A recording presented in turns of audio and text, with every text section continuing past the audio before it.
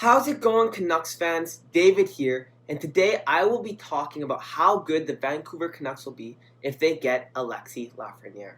Now, Alexi Lafreniere is the projected first overall pick in this upcoming NHL 2020 entry draft. His highlights are currently playing on the screen and will be throughout the video, so enjoy those, and he is one special player.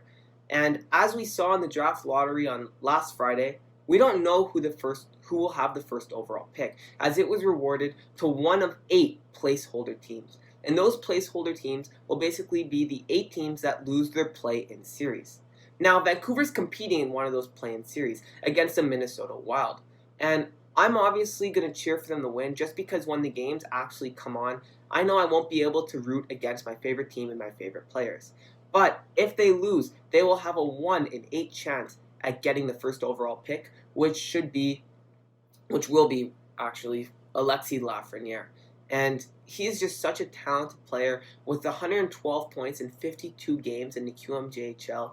He is just something else. He received exceptional status a few years ago, and people are comparing him to superstar talent. I'm not sure. I'm scared to use the word generational because I find it gets thrown around a lot. But right up there with the best in the league. Now imagine if Vancouver gets Alexi Lafreniere. I already have confidence that the core of Pedersen, Hughes, Besser, Horvat, Miller, and Bedkolzin when he gets here will win a cup. I believe that 100%. But imagine adding Alexi Lafreniere to that.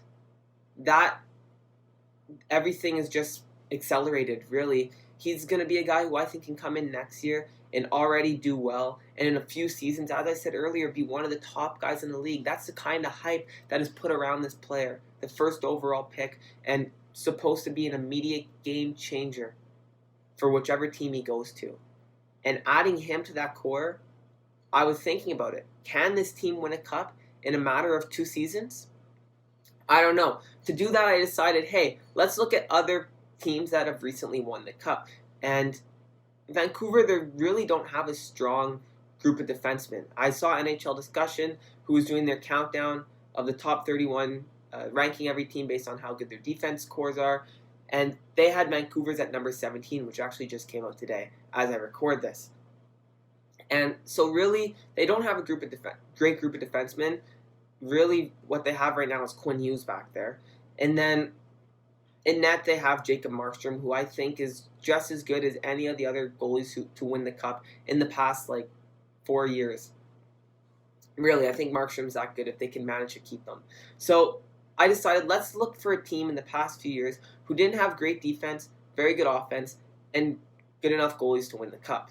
The first team, the most recent team I found, were the Pittsburgh Penguins. So here on the screen, I'm displaying their lineup before Game 4 of the Stanley Cup Finals in 2017 against the Nashville Predators. You'll see there's no Chris Letang, so when I get to reading the defenseman, I'll just say his name first, then I'll read the rest of the group. So let's go. Up front, they have Jake Gensel, Crosby, Rust.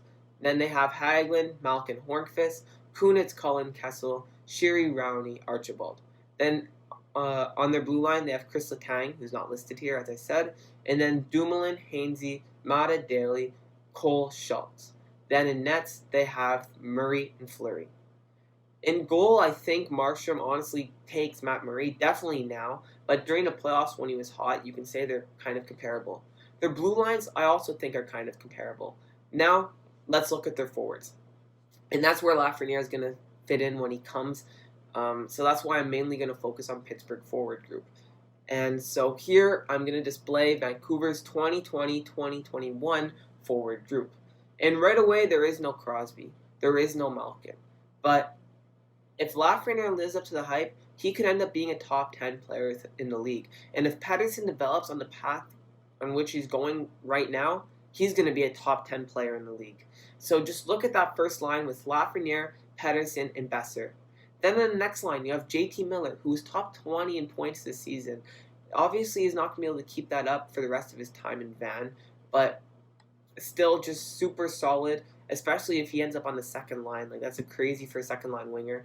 Bo Horvat down the middle, who has around a .8 point per game and plays both ends of the ice really well. And then Tyler Toffoli. And then on the third line, Pearson, Gaudette, Virtanen. Then on the fourth, Ferland, Sutter, Lebo. Now, Canuck fans might be saying, like, oh, some of these guys might be gone in the offseason, like Virtanen, Gaudette, if Vancouver aren't able to re-sign them. I'm not really focusing on that. I think both Gaudette and Virtanen will come back. That's not the point of the video. I'm just saying if they manage to keep this group intact, which might be hard to do because of salary cap complications, but I'm just reading what their lineup could be when you add Alexi Lafreniere. Now, the other thing people might be ripping me for are who's in the lineup. I really just took the best players and threw them in. I didn't focus on making a shutdown line for the fourth line, a quick grinding third line. I just threw in the best players, and by doing that, the scratches were Hoglander, who honestly could end up playing next year, even though he's definitely coming from Sweden. I personally think they'll have him in the AHL to start, but he could end up making the Canucks. Tyler Mott, who's been a staple on the fourth line, Roussel, and Beagle, all scratched with this lineup, which is just insane because almost anywhere else, I think all those guys would be regular NHLers. In here, they don't even crack the top 12. Now, how about a year later? How would that same group look?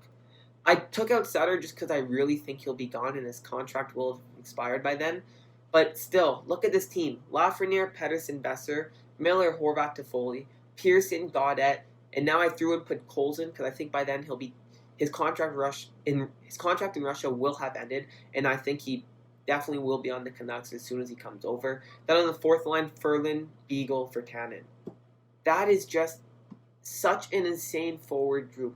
Like I said earlier, with by then hopefully 2 top 10 players in the NHL, with Besser, put Colson, Horvat, Miller, Toffoli. This forward group is unbelievable. It's really crazy. And if Gaudette keeps progressing the way that he should, then I think this forward group will honestly be one of the top groups in the league. They're just that good. And teams in the Pacific should honestly be scared if Vancouver gets Lafreniere. I think it would be so fun to watch. And I'm definitely, as I said earlier, not rooting for Vancouver to lose, but it would be a pretty good, it'd be pretty lucky and amazing if we ended up getting Lafreniere. So, yeah, those are my thoughts on what Vancouver's lineup would look like and how good they would be if they win Lafreniere.